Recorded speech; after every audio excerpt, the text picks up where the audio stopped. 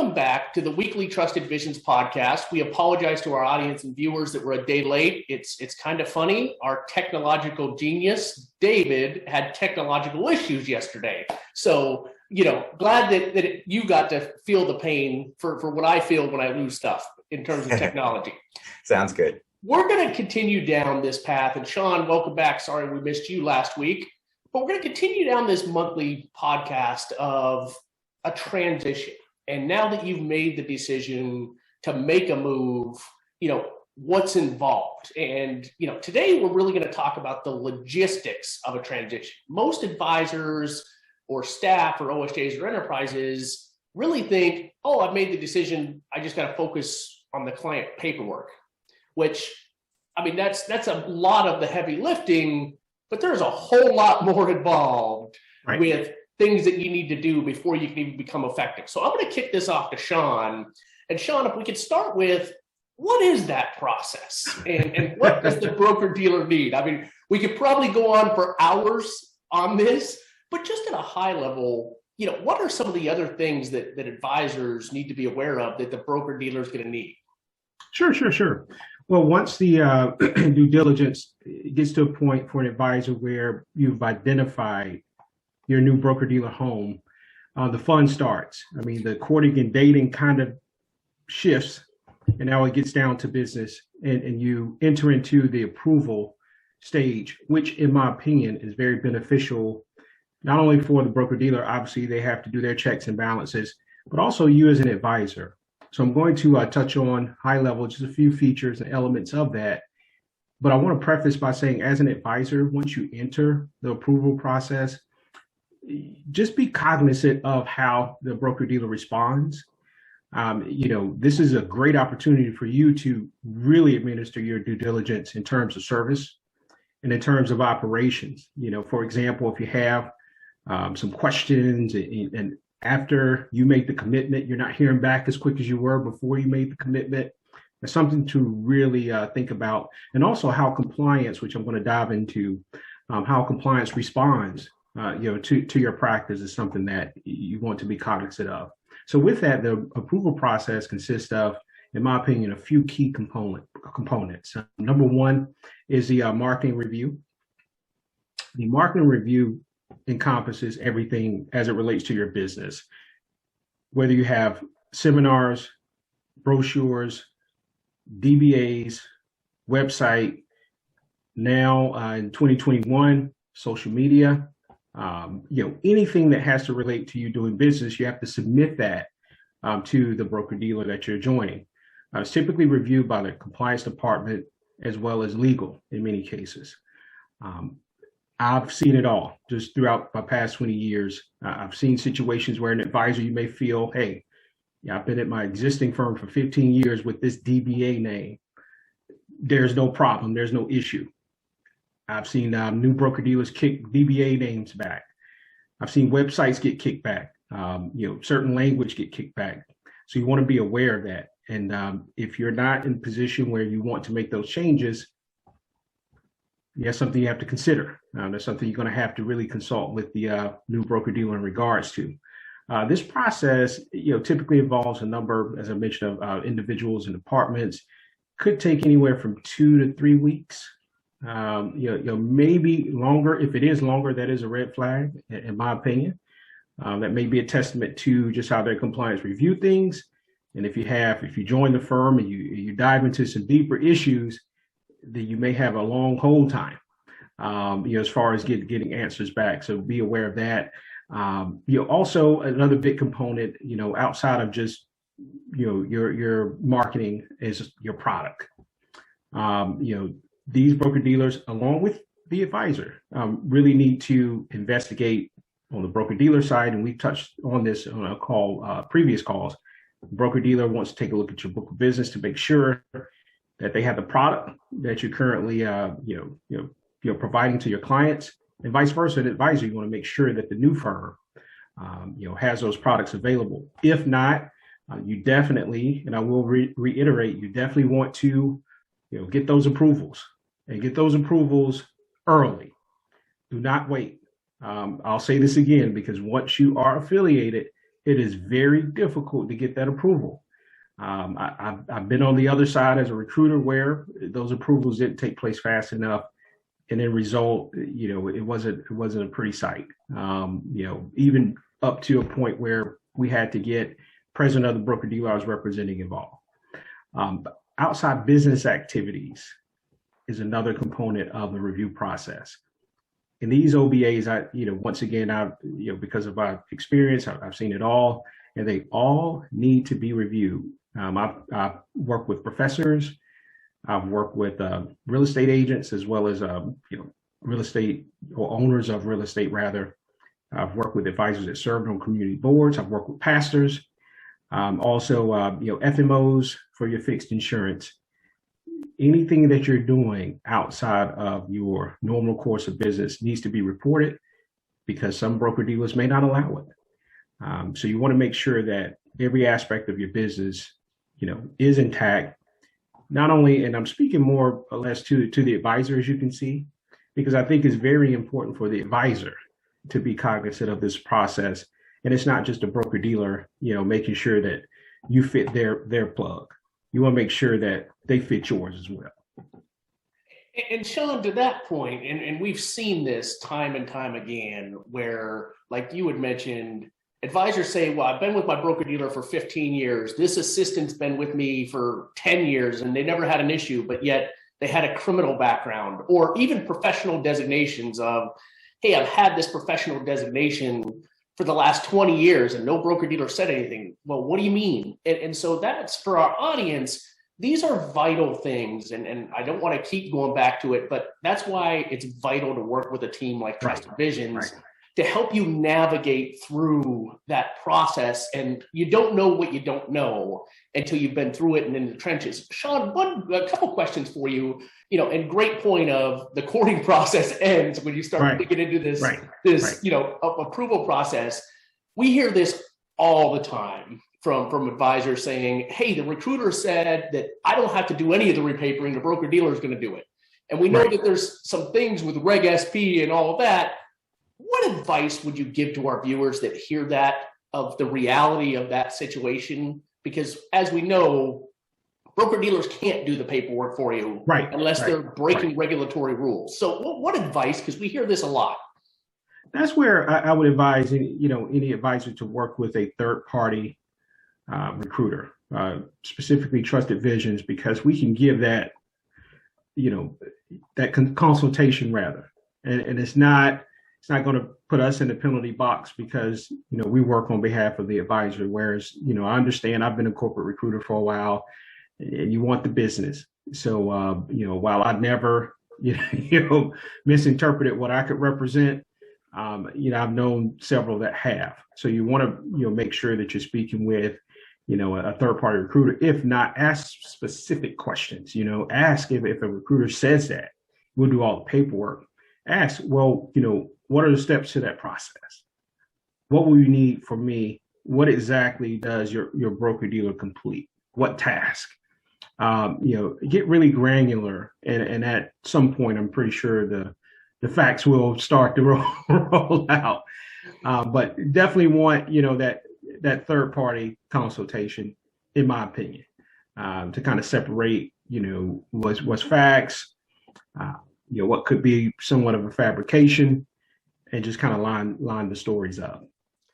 And Shaun, last question before we move on to David is, you've made a great point of the courting process is over, and now you're dealing with other people in the organization or the broker dealer versus the recruiter that we're gung-ho to try and get the deal done, having been corporate recruiters for so many years.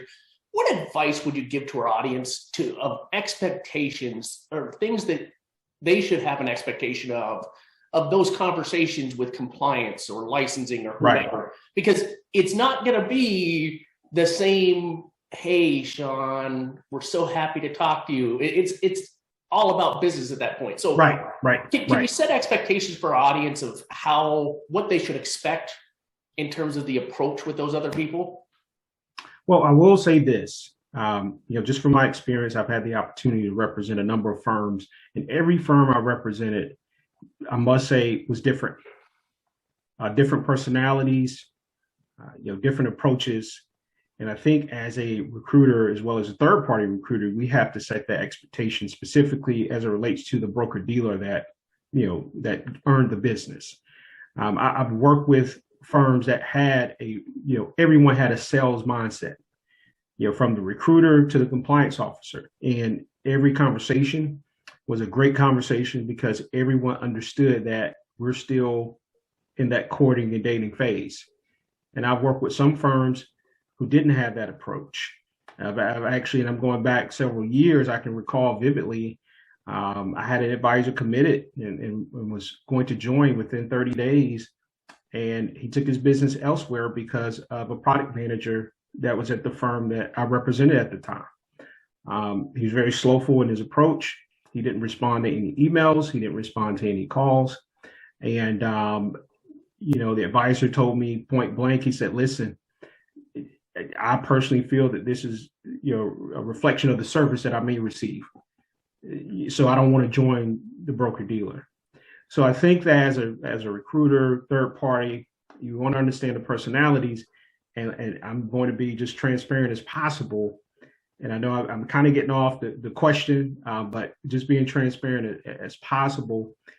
You want to make sure that the appropriate individuals who are what we call advisor facing, client facing, are in front of the prospective recruit.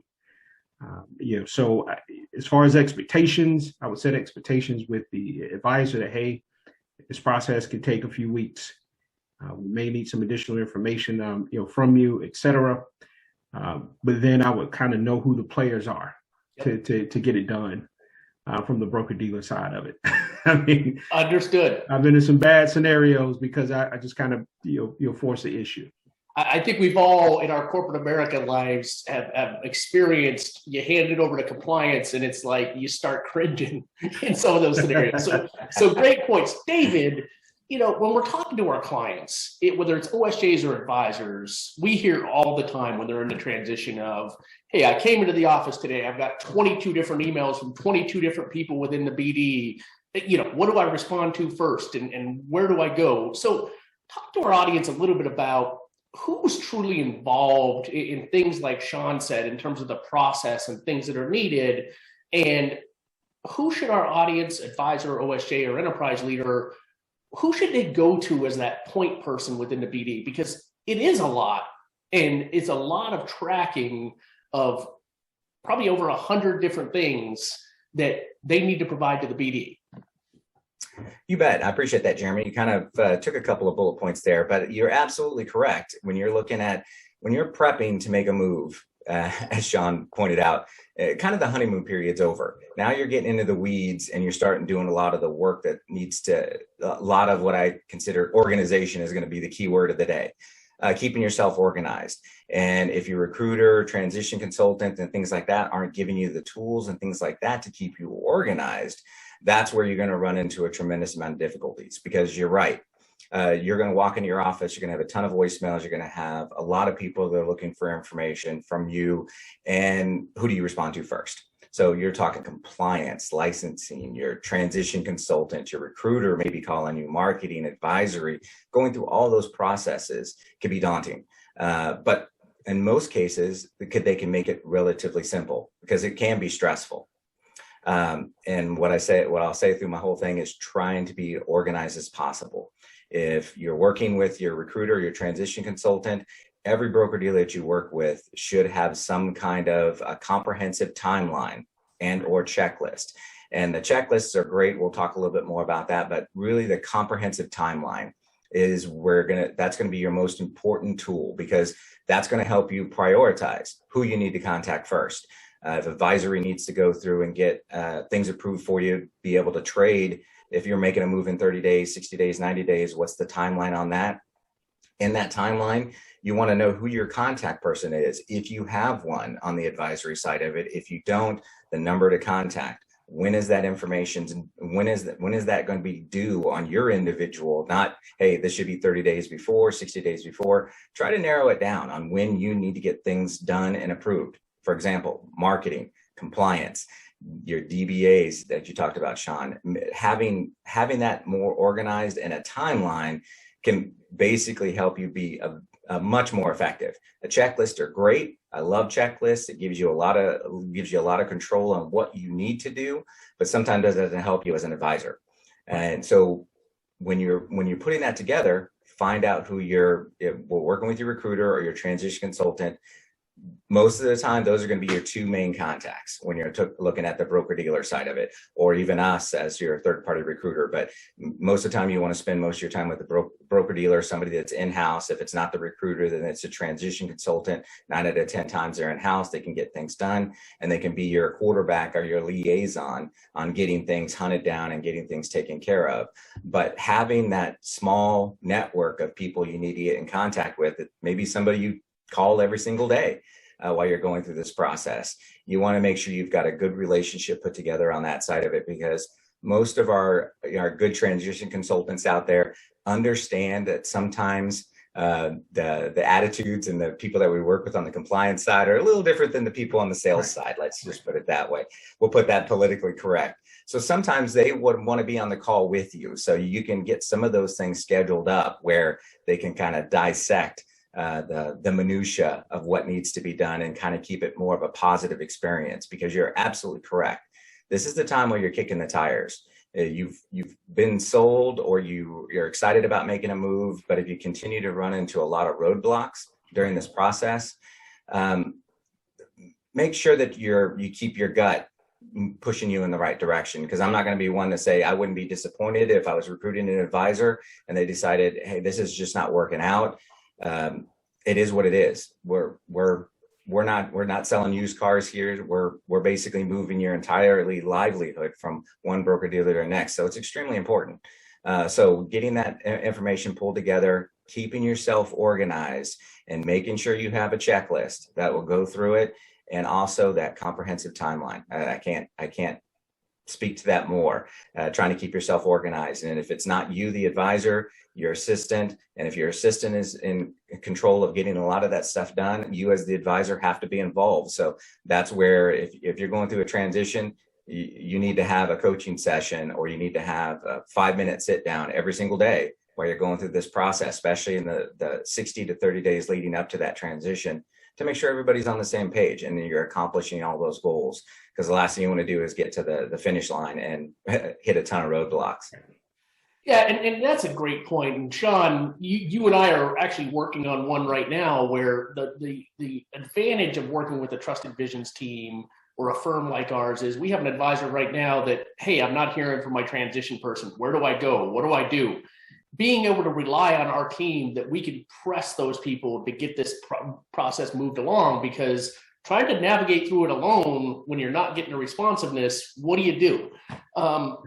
David, one question for you, and every broker dealer is different, but some of these smaller advisors, some of them are sub 50,000, some of them are sub 100,000. They're not going to get that high level, high touch transition support from most broker dealers when they're making that transition. And so they've really got to rely on somebody. What advice would you give to them, and how would you level set expectations for them? Because a lot of them are surprised that, what do you mean I don't get an assigned transition consultant? Or what do you mean I don't get an onboarding person? What advice would you give to them, to our audience? To our audience, I would say ask those questions, because I think that's a great point you bring up, Jeremy. And that's why working with Trusted Visions, a third-party recruiter on that side of it, they can help you set those expectations and also ask the right questions. Because a lot of the times, the recruiters, we were all corporate recruiters. Sometimes we're supposed to give you the good, the bad, and the ugly. And sometimes that's the ugly part that nobody wants to talk about. But you can ask those questions as an advisor. Go directly to your recruiter. Find out, okay, this is my production. This is what I'm bringing to the table. What am I to expect as far as service? If I'm not going to have a dedicated transition consultant, what tools and resources will you have available to make this happen for me? And that's why I said, organization is key. The more questions you can ask up front of who's going to be involved. Do I have a dedicated transition consultant? What are going to be the steps I need to be done? And if you have that timeline, no matter whether you're a small producer or a large producer, they should be able to at least come up with something. Some kind of a comprehensive timeline to tell you what you need to do and get that accomplished. And you've got to get that from the BD, because what it comes down to is we can tell you, all the recruiters and everybody else can tell you what needs to be done, but you need to get that from the broker dealer on that side of it. So if they're not involved, or if they can't give you that, then it's good. It's going to be a little bit more difficult road, but try to stay as organized as possible. Yeah, and that's a great point. And as we wrap this week's podcast up, it really, to Shaun and David's point, as it pertains to tracking and communication, I couldn't agree more, David, and especially with OSJs or enterprises that are trying to move numbers of advisors, having a checklist or a tracking system of, hey, this advisor has done this is what's still needed. And make sure that the BD provides you with a thorough step-by-step of, hey, I need to know everything that you're going to need. Because a lot of advisors are surprised that, hey, David, I need a copy of your college degree. Well, I graduated from college 35 years ago. Like, I don't even know where that's at. But make sure that you have a step-by-step list of exactly what they're going to need, and stay on top of your advisors of, hey, this is when we're moving. And that's why we always preach of set a target date. Now, that target date can be fluid, but you can back into, this is how many things I need to do a day to hit that date.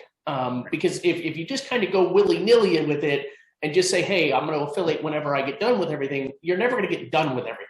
Right. And so making sure that you're getting the things done, scheduling your fingerprints. Some broker dealers have training videos that you have to do before you can even affiliate. Don't just rely, to Shaun's point, I think you said, this isn't just about your assistant doing everything. This is really, the financial advisor has got to be involved in a lot of these processes. And so communicate with your staff. We've seen it in our time in corporate America where the advisor doesn't tell their assistant or the rest of their staff because they don't want them to panic and leave them. You've got to communicate with your staff of what you're doing, why you're doing it, and help them understand what the process is going to look like. Don't just expect that you can do it on your own. So right. With that being said, we're going to finish this month's podcast topic of transitions and what's involved next week. If you have any questions, please don't hesitate to email us at info@trustedvisions.com. Comment on our LinkedIn page. Go to our website at trustedvisions.com. We do have a scheduled consultation. Shaun, David, as always, this is a fun topic. I think we could go on for months with this, but thank you for being part of it. Hope everybody has a great week.